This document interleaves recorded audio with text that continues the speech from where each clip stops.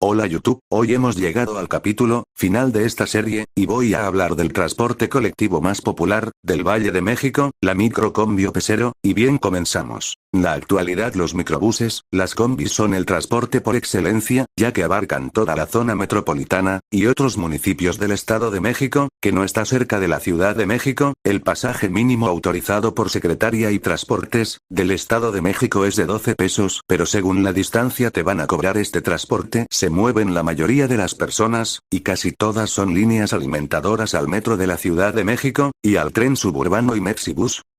Y además dentro de un municipio se siguen cobrando 10 pesos el mínimo, esto es en Huehuetoca y sus diferentes rutas, a Tlalnepantla, a Suburbano Cuautitlán, a Metro Politécnico son los diferentes destinos de autobuses de Coyotepec. En otra ruta se van al Toreo y al Metro Politécnico, y en otra sale del Dorado, Huehuetoca a Zumpango. Además que también conozco la ruta 01 de Naucalpan de Juárez, que sale del Toreo a la colonia Colinas de San Mateo, pasando por la México 68, y viceversa, pero que sabemos de la historia o que pude encontrar en mi investigación. El minibús, también conocido como microbús, es un vehículo de transporte público más pequeño que un autobús urbano, con dimensiones entre un microbús y minibús, es decir, mide menos de 8 metros de largo, y diseñado para transportar a un máximo de 30 pasajeros. El tamaño más reducido facilita la circulación en calles estrechas y en sectores de tránsito pesado. Recibe diferentes denominaciones, como microbús, España, Honduras, México, Nicaragua y Costa Rica. Liebre o micro, Chile. Micro o Custer, por el nombre Coaster, un microbús fabricado por Toyota El Salvador y Perú. Buseta, Ecuador. Voladora, República Dominicana. Camioneta, camionética, buseta, autobusete o ruta, Venezuela. Combi, Argentina. Colectivo, mini buseta, buseta o busetón, Colombia, y pesero, micro o calafía, México. Dependiendo de la región, muchos de los modelos de minibús son derivados de furgonetas adaptadas en diferentes grados al servicio de viajeros, y en otros casos se desarrollaron minibuses con características de autobús con 12 a 30 asientos, espacio para cochecitos, maletas, sillas de ruedas y de piso bajo, como los diferentes modelos de propulsión eléctrica de la firma italiana Tecnobus. Vehículos dispuestos para usarse como minibuses son las furgonetas grandes, en las que regularmente caben 22 personas sentadas y unas 10 paradas, aunque en la práctica son muchas más, sobre todo en horas pico. La mayoría de ellos suelen poseer una única puerta de acceso, solo unos pocos poseen dos, en este último caso se aproximaría al minibús aunque en menor tamaño.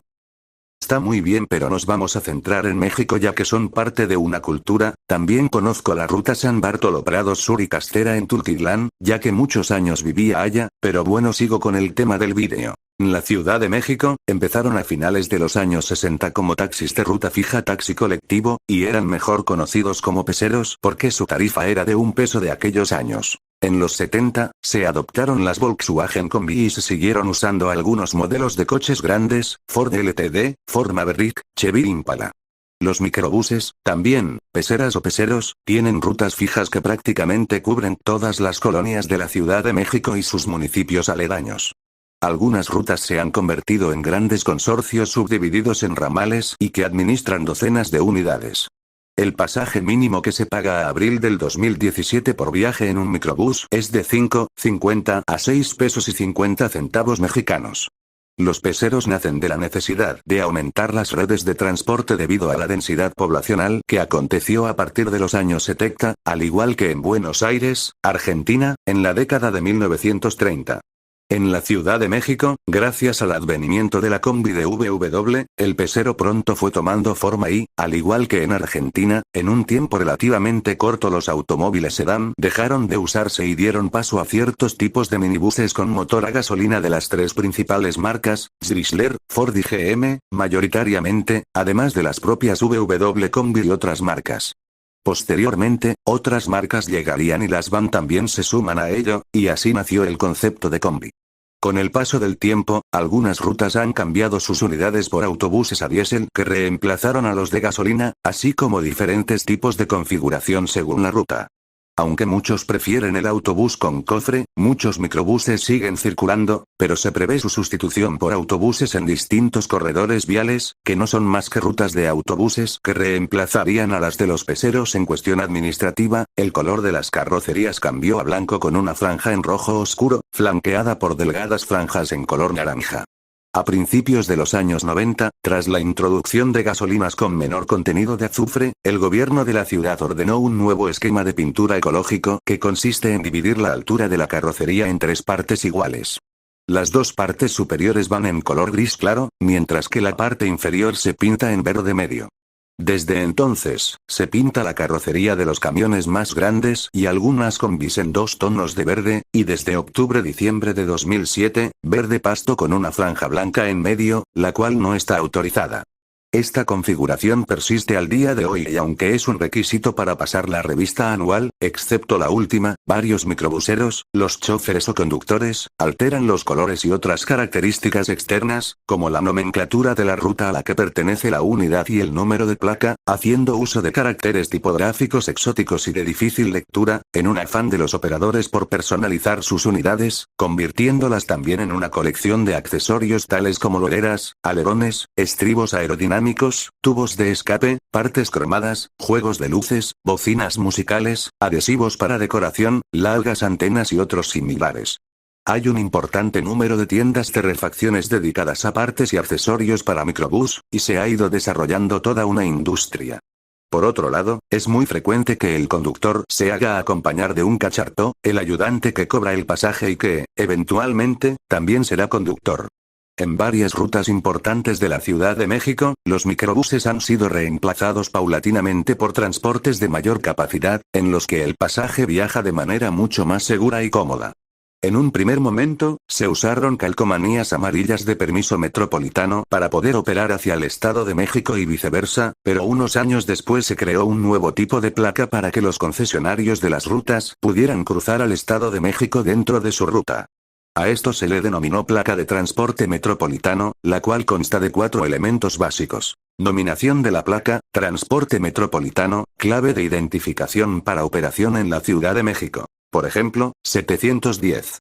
Municipio del Estado de México por el cual atraviesan según su ruta o en el cual termina la misma, ejemplos. TL = Tlalnepantla de Baz, NA = Naucalpan, EC = Ecatepec, NZ = Nezahualcóyotl, CH = Chalco, TX = Texcoco. Clave de identificación para operar en el Estado de México. Por ejemplo, 024. El Estado de México también emitió y emite placas metropolitanas, las cuales sirven para que los camiones y peseros de esa entidad puedan cruzar la Ciudad de México hacia una alcaldía, delegación, específica, y tienen las mismas características que las placas metropolitanas de la Ciudad de México.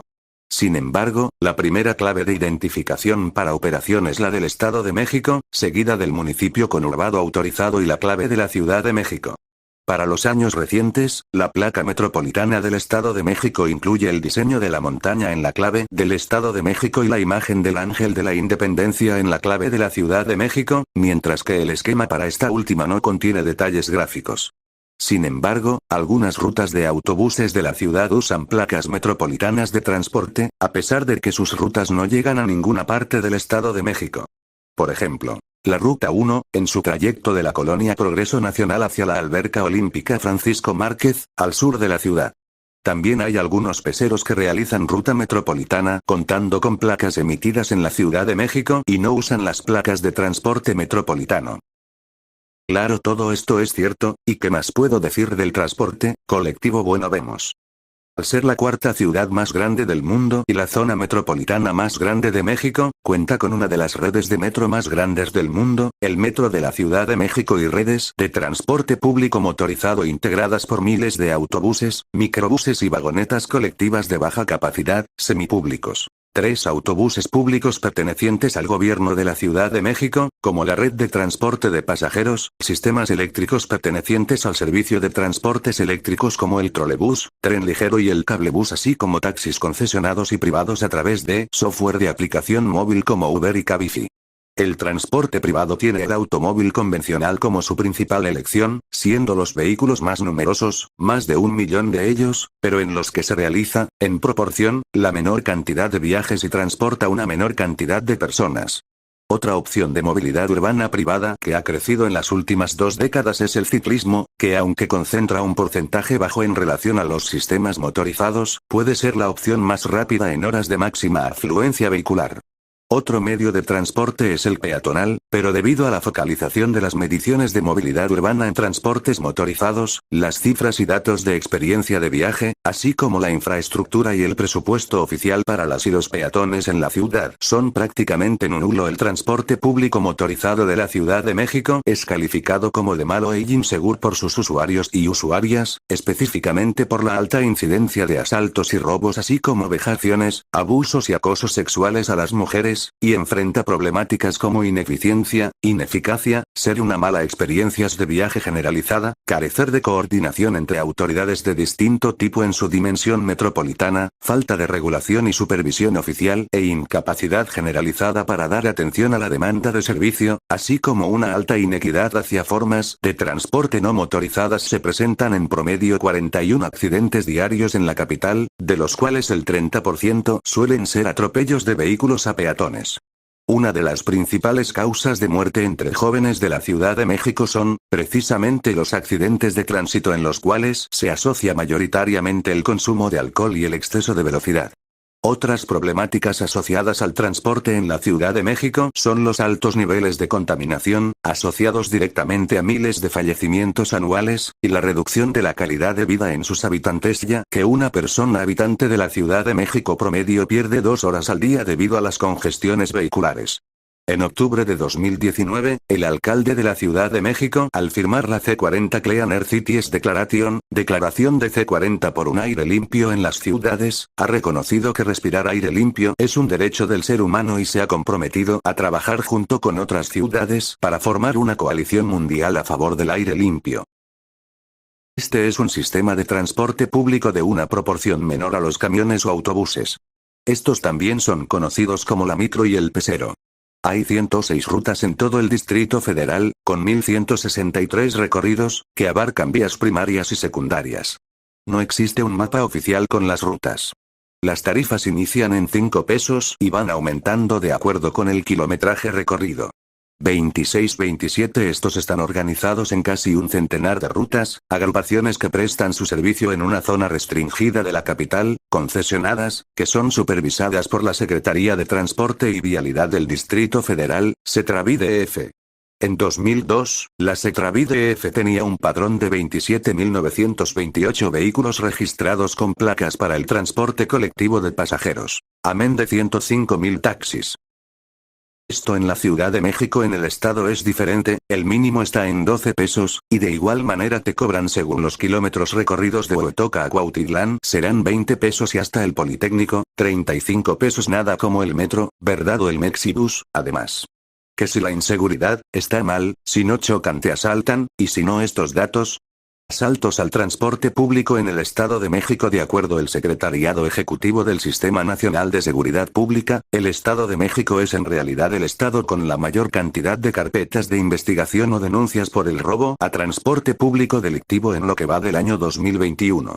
Las cifras en la tabla de incidencia delictiva del Fuero Común han ido en aumento desde el mes de enero, cuando se registraron 502 denuncias, y aunque bajó a 498 para febrero, en marzo hubo 638 denuncias, hasta llegar al mes de octubre, el más violento de todos, con un total de 702 asaltos a usuarios del transporte público.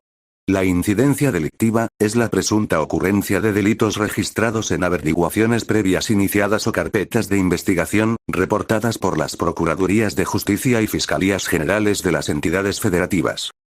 Además de eso, a veces con tal de subir más pasaje, estos conductores se van correteando. Yo pienso que tienen rivalidades con sus mismos compañeros, y quieren demostrar quién es el verdadero Toretto, y si les dices algo te pueden bajar de su unidad fea, por no decir groserías XD. Además, si van así no son muy respetuosos que digamos, raro el chofer que respeta. En horas pico corres el riesgo de ir colgando de la puerta o sentado en el tablero. Muchas veces el cacharto, que es el que va gritando su van le toreo su van le. Hay lugares, cuando ya va lleno el camión con biomicro, va sentado al lado o colgado de la puerta según sea el caso.